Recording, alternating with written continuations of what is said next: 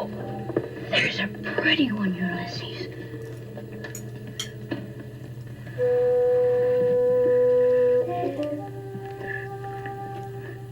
There it is. Hello BookTube, I'm Shawn the Book Maniac. Welcome back to my channel. Here I am with a review of a recently translated Japanese novel, Breasts and Eggs by Mieko Kawakami, translated from the Japanese by two dudes, Sam Bett and David Boyd.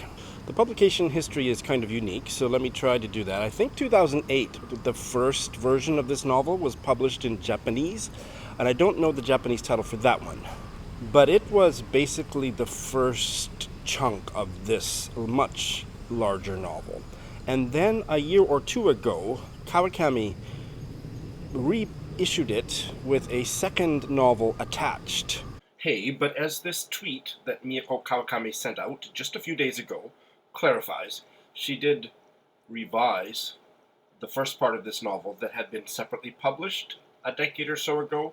It's not an exact version of what was separately published as a novella. The eggs part. So the breasts part was originally published, I believe, in Japanese in 2008, and then it was put together with the eggs portion, the second half of this chunky novel, and came out in Japan a year or two ago. I'm not sure exactly when. And then 2020 was the English translation of the revised, expanded edition. This was an utterly absorbing, fascinating novel. I read it for Women in Translation Month. I heartily recommend it with a few reservations. It was a 4-star read for me, which means that I didn't quite love it, but maybe loved some parts or really liked most of it. I put the book down. It's a little heavy. I'll try to remember to hold it up occasionally.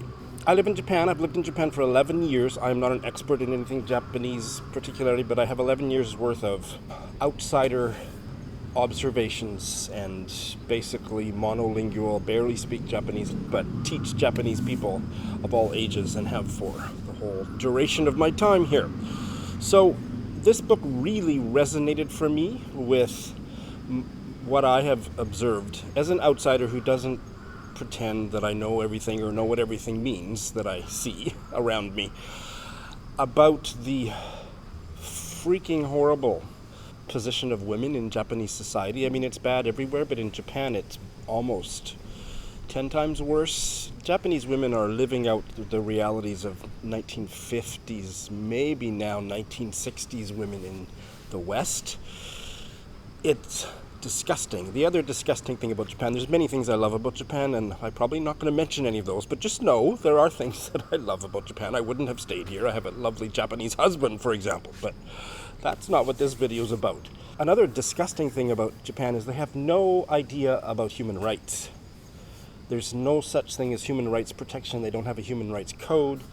Their courts are corrupt, and like they have a 92% or 97% conviction rate. That's another story too. Don't get me started. But you have to submit a photo with your job application. Your age has to be on your resume. I mean, they just have no concept of what we in the West take for granted and have taken for granted for decades.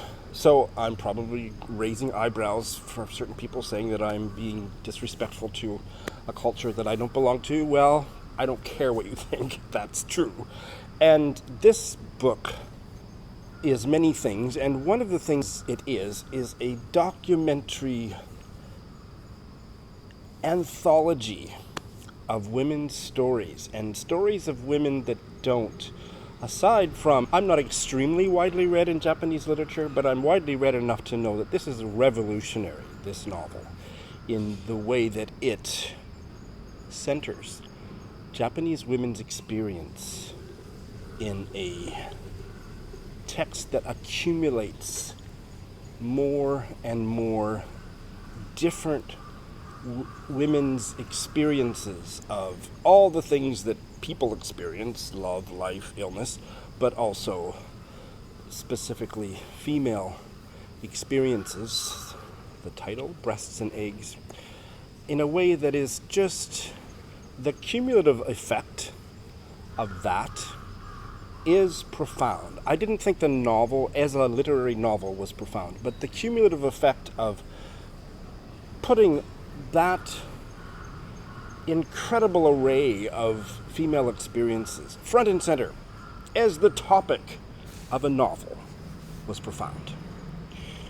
I was completely engaged by it. So the first chunk, which is the breasts chunk that was originally published in Japanese 12 years ago, I think is the more compelling of the two, and that's one of the flaws.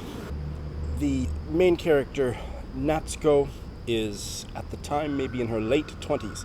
She has lived in Tokyo for many years, but she grew up in the Osaka area, and if you know anything about the regionalisms of Japan, that's a big deal, and that is a fascinating aspect of the story, which reminded me a lot of Kanazaki's The Makioka Sisters. The intertextual vibrations between those two novels was one of the things that I couldn't not think about as I read. Her older sister Makiko and Makiko's teenage daughter Midoriko are coming to visit, and Natsuko doesn't know exactly why they're coming, but she's glad they're coming. And the entire first chunk of this large novel is about that overnight visit and all of the conversations they have. This is a digressive novel to the max. Basically, 95% of it is conversations that women have. And again, I think that is the part of the book that won't work for everybody, because not only are the conversations extensive and go on and on and on, but you also know when they light a cigarette, what they eat, what they order in the restaurant, what's happening at the table next to them, which I found fascinating, but I know was a turnoff for other readers, the level of extraneous detail. But for me, it just helped situate and enrich that encyclopedic quality of this mass of women's stories. Now, where was I going with that thought?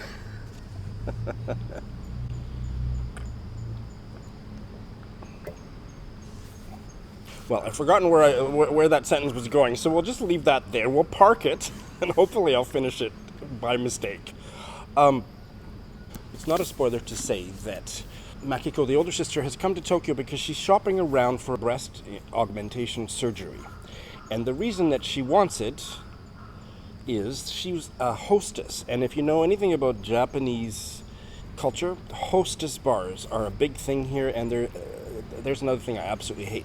It's a soul-destroying endeavor, and a little bit of my soul has died every time I've gone anywhere near it. So she is in her mid-30s at this time, and she wants bigger boobs so that she will, maybe get more attention at work. But it's not presented in a superficial way. The depth of the conversation that goes on for 100 pages about all this just takes you deep into the heart of what it's like to be a single mother. The book is populated. There are no married mothers in the book. So again, just a breath of fresh air because of the taboo against single motherhood in Japan. And so the exploration of the challenges and benefits of that kind of lifestyle. Don't have to deal with men so much. There aren't that many men in this book. Another breath of fresh air. And the one man that does show up in the second novel, the second half of the story, has been psychically wounded by another issue, which I will mention in a minute. But he is a much softer, atypical, straight Japanese man. The other interesting thing about the breasts part of this novel is that the teenage girl Midoriko has stopped talking to her mother and also refuses to talk to her aunt and only communicates by passing notes back and forth. So her voice comes through in an incredibly powerful way. I think it's the most powerful part of the whole novel for me, in excerpts from her diary. And I just loved her. And then a big family confrontation happens at the end. And then we move into the second, I think it's a bit longer, perhaps? Yes, book 2, which is the eggs part, is about 40% longer than book 1, the breasts part. And it's 10 years later, by which time Natsuko has become a published novelist in Tokyo. All of these people, by the way, are lower class to the max. They're very poor. So money is a big issue, and how much everything costs, and where to go to get the cheapest this and that.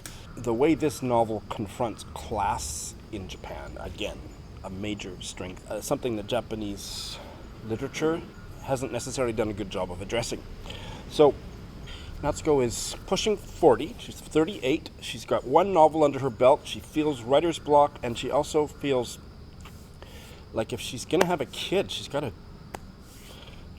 get busy. She is. I won't say anything about her sexuality. I will let you discover that for yourself. But that's another thing that I have never read such a full treatment of where she finds herself sexually.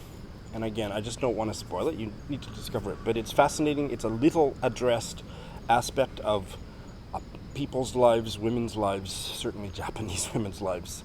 So that makes her desire to have a kid really difficult, problematic. How is she going to go about it? And so she starts to investigate artificial insemination and different fertility things, different aspects of how to have a kid as a single person who has no real interest in getting married. And I just have to be honest that second half, well, I found it incredibly fascinating. It just didn't quite work as much as that first story.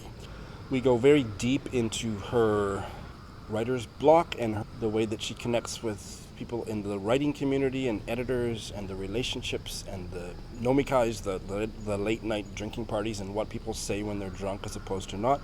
She also goes to seminars about the artificial insemination movement. So the thing in Japan is if you're not married, Japan won't allow you to get the artificially inseminated. It's just, no. So how do people get around that? And that was all interesting, but kind of in the way that a really in-depth magazine article would be interesting rather than a character-driven literary novel would be interesting. So I didn't deeply dislike it. I was fascinated by, I kept turning the pages, I was fascinated by what I was reading, but there was a real difference between how literarily rich book 1 was compared to book 2. And they don't quite fit together. The Osaka characters, the older sister and the niece, are barely present, and it's very centered on Natsuko and her kind of midlife crisis. It's very centered on what's going on inside of her and how screwed up she is at times and how deeply she is searching for answers. For me, it didn't pack the wallop that the first book did. So I think that's all that I need to say about it. I would read anything that Mieko Kawakami publishes in the future.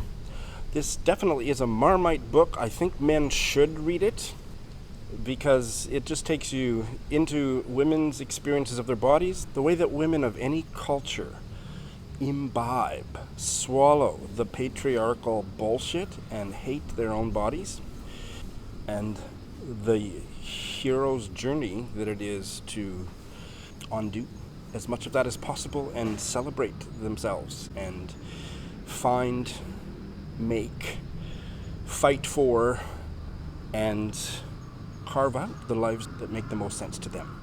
It's beautiful. I would say I loved book 1 and I liked book 2.